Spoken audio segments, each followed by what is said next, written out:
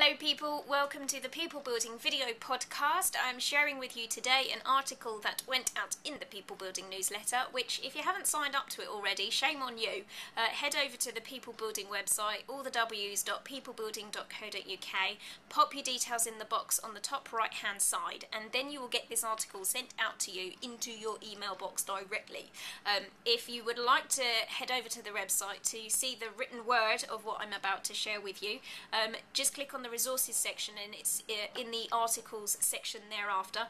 Plus you can hear the audio version of this on the People Building podcast, which you can listen to via the podcast player on the website or of course via iTunes. So today's article is all about getting help.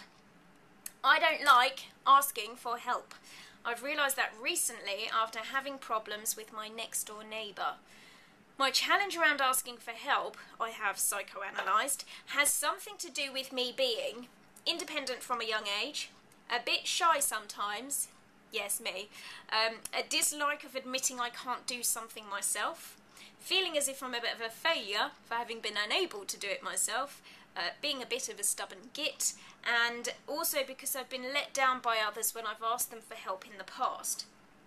As I write this, or say this to you now even, I actually feel like a wally for even having listed those things. But I want to be honest, I don't like asking for help. Of course, all these attributes are in many ways serving and brilliant for me. Having had my own front door key from the age of 7 and 3 or 4 hours home alone after school whilst my mum was still at work made me pretty self-sufficient. If I wanted food, I had to make it. If I wanted something from a high shelf or cupboard, I had to climb up there to get it. If I didn't know an answer to a question in my homework, then I would have to make one up. The positive implications of this later on meant that I do not need to call anyone to help me put together IKEA furniture, and I'm not worried by having to figure things out on my own.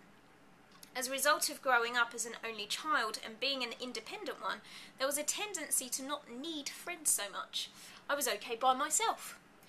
Now, being in a job where I have to be quite extroverted, advising people and being on stage or teaching or speaking, I quite enjoy being able to hide away in my shell afterwards to recharge my batteries. After a while, it's easy to get used to doing stuff alone and doing it well. In some ways, when you have to start delegating to others, it can be difficult to let go and see them doing things in a totally different way to how you would do it.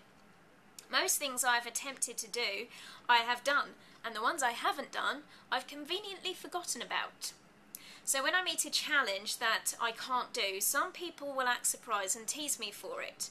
I'd rather keep figuring it out than have to ask them for help. It's actually extremely gratifying to be able to say, yes, I did do all of that, and yes, I did do it all by myself. This has given me in the past a somewhat smug feeling that I have rather enjoyed. Obviously, avoiding failure speaks for itself. It means I have been far more focused on achieving, which has been, all in all, a good thing. So with all of that learning, being a bit of a stubborn git is no great surprise. The sad bit is I don't remember any epic incidents where others have let me down, so I'm not too sure where that came from. Perhaps it has more to do with a low expectation of others. However, that feeling of being let down by others has certainly encouraged me to be more resourceful, to learn how to do as much as I can without leaning on others. Now, here's the downside to this character trait. When you try to do everything independently, it is exhausting, stressful, tense, and sometimes a bit lonely. Sometimes you fail to learn easier ways of doing things that others have learned and can teach you. If you let others help you and you find the right people, you can have a team that gets things done far quicker than you could do by yourself. By letting others help, you can relax as you know it's safe to sleep with both eyes shut. You don't always have to be the one on guard. Several things can get done at once when there is someone to help, and having someone to help might actually be good fun. Plus, what is the point in being the only one who is good at what you do? You might get hit by a bus tomorrow, and then all your skills will be gone with you.